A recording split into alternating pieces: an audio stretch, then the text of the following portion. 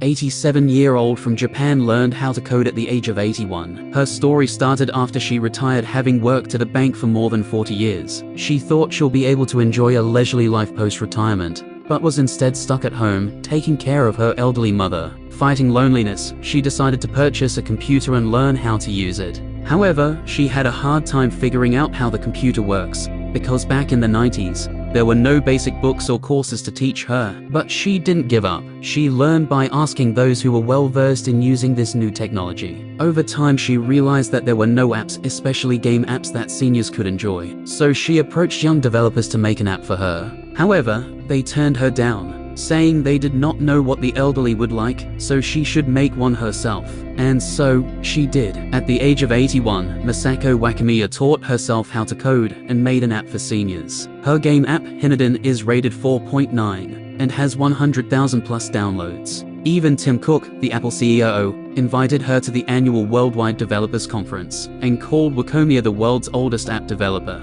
If this doesn't inspire you, I don't know what will.